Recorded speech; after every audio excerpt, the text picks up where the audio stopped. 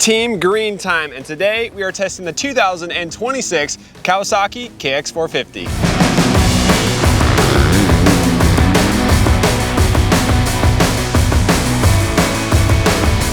The KX450 was all new in 2024 with some minor updates for 2025. 2026, no changes. The only thing that's slightly different is the graphics have some blue on them. Our DecalWorks graphics even have some blue on them as well to match the updated stickers for 2026. No changes on this bike, but that means we know a ton about it after the last 2 years of living with this platform. And in this video, I'm gonna ride the bike, and Josh Fout, he's gonna tell us all he knows about living with this bike for the last 2 years.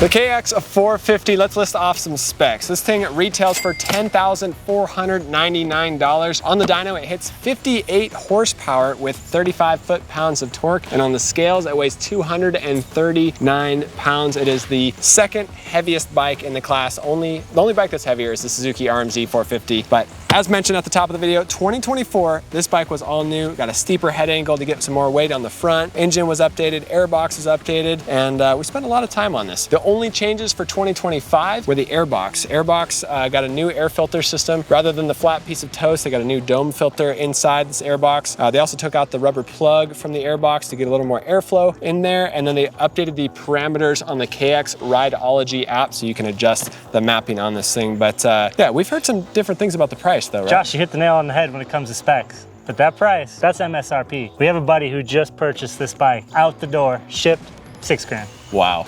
Pretty out the door, like no out the door to his house. That's pretty impressive. So almost what, $4,500 off of the MSRP. And thankfully, because this bike is exactly the same as 2025, you could save big money on buying a brand new one from last year.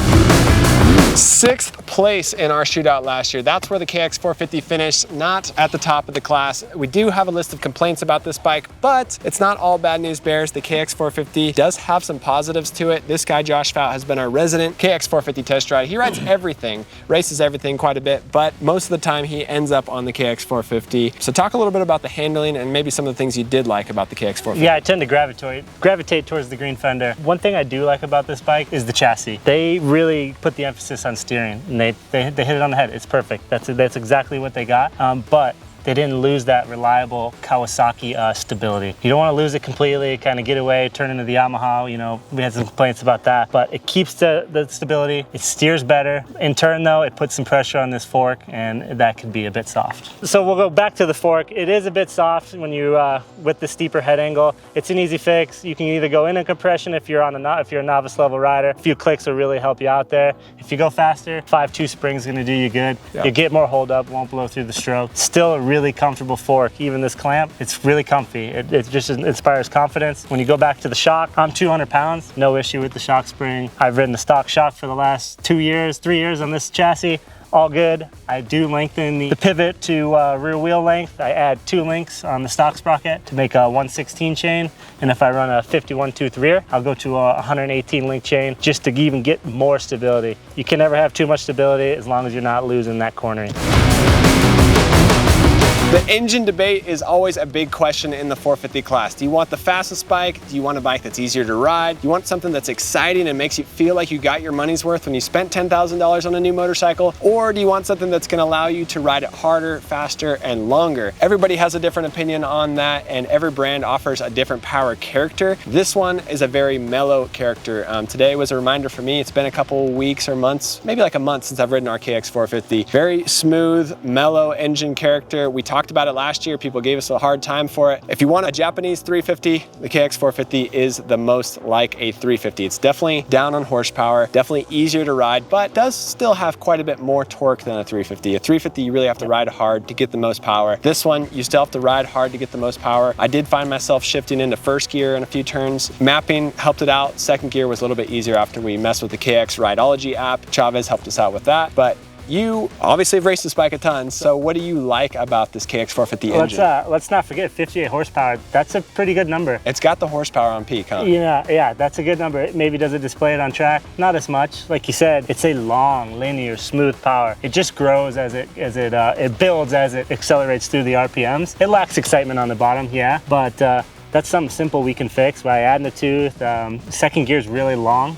You said you're riding in first. That's wild. I'm never gonna go down there. But even take a tooth off. We're gonna do something different. We're gonna take a tooth off. That'll make your second even longer. Yep. Pull further. Yep. So there's some options to get some excitement in this bike. I mean, I race anywhere from 20-minute motos to 45-minute motos, Yep. and this is my bike of choice to race as of late. And I like it because it's easy on me. The vibration though, you and I both, not a big fan. You feel a lot in your hands. I do equate some of my arm pump to that because I ride some other motorcycles and I can do 20 minutes without even thinking about arm pump. So there is a bit of a negative to the engine. Maybe it's just too much inertia, too mellow. Yeah. Creating too much. Because you do have to ride it higher into the RPMs, and that's when it gets to vibrating quite a bit. Yeah. So we did mention $6,000. That's what a buddy of ours just bought like a week and a half ago out the door. Pretty impressive. The price drops that you can get on a KX450 for a 24 or a 25 model, they're almost identical. But there are a few things that you're gonna wanna spend money on after buying one of these things to make your KX450 experience a little more enjoyable.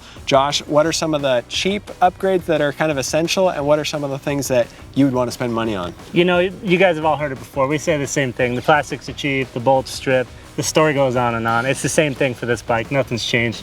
There is some free mods you can do to this bike to kind of bring some life back together. Go into your air box, pull your seat off, take the battery out. You'll see an outline from the plastics being molded. Cut that out, get your Dremel, you get more air in there. Drill 5 to 6 holes in your air box. In your muffler, there's 2 baffles, one at the end, one at the very end, and one towards the mid pipe. You can go in there with a hole saw bit, drill those out. More air in, more air out. You're gonna get a little more excitement. It's not gonna be a bunch of horsepower. A little crack of throttle, better feel that way, more excitement. That's all free stuff you can do. That's all good. Oh, one more thing. This chassis, it's rigid. Torque all these bolts. Do it as much as you can. This bottom bolt here, it should be free floating. So when everything's torqued and you go back to this one, it should move in and out clean. Shouldn't be binding at all. That'll help free up the chassis a bit. As far as spending money, we're gonna save a lot of money buying this bike, $6 grand. Yeah. So we could put a few $1,000 in there if you got it. A few things, if you wanna do suspension, that's gonna cost you a couple $100. Guy like me, I tend to be a little cheap. 5.2 fork springs, $100. The fork cap tool, $40. Throw the springs in yourself. It's an easy project, no big deal, you'll be stoked. As far as other things, for me, I still want a little more excitement on the bottom. I'm gonna go Vortex. It's crazy to think of Vortex over a pipe, but you're gonna get way more gains out of a Vortex from XPR or Twisted Development. And the other thing, FCP race cups. I know they wanted the head angle steeper. I know this seems backwards, so now we're raking it out. But rake and trail is very different compared to that. You're gonna get more contact patch, you're gonna get more stability without losing the cornering. Those are my go-to parts if I'm purchasing this motorcycle without breaking the bank. There is a few more. FCP hangers also gives you a little more freedom. Bolt hardware. Bolt hardware is the go-to on this bike, right? Yeah, we hate to say it. We're just bagging on it. It's the same old song and dance you've heard before. Cowie metallurgy. It's just not great. Plastics are cheap. Fork guards, get an arsenal. There's just some things you gotta have. We do recommend Acerbis fork guards, especially a little stronger plastic up there. These things are brittle, and we've broken front number plates, we've broken plastics. We always would say put stickers on there, but even then we still have had those cracked before. Yeah, if you do that, sometimes you don't know they're cracked. That's true, that's true. It just blocks the crack. So bolt hardware, bolt motorcycle hardware, new bolt kit for this bike, it's essential. Other upgrades, besides that, the Pro Circuit exhaust, you've been running that quite a bit, right? Yeah, that would be my other go-to. You're gonna spend more money. Vortex is $1,200 and it can go on any other bike besides the Yamaha. PC pipe, it's a game changer, especially with the Vortex. It makes big gains in horsepower. Just from another maintenance standpoint, there's a couple of little things that tend to fall apart that you should have in your toolbox. The inner clutch cover, the side panel. It is on the inside of the clutch. That gasket, it does leak. Have it in your toolbox. It's something you could do at the track. It's not a hard thing to do. 15 minutes. It's a massive gasket though. It's not something that people normally would have in the toolbox. No, and honestly, there's times when I see it on tracks and people ask me, you'll never know where it's coming from because it tends to leak down the filter cover, the water pump. So you need to pay attention to that. It will happen. It's just how it goes. Oil filter cap, if that rubber, make sure you put it on correctly. You will nick it. It'll leak from there, and then maybe you could think it's the gasket.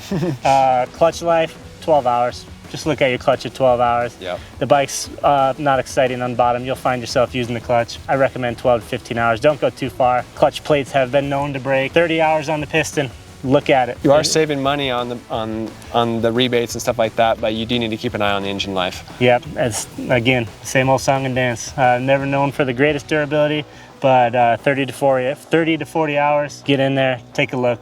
make sure everything's good to go. A couple other little points. Kawasaki knows that we are hard on bikes, and they know that this bike needs a 1.8 radiator cap. It comes stock with a 1.1.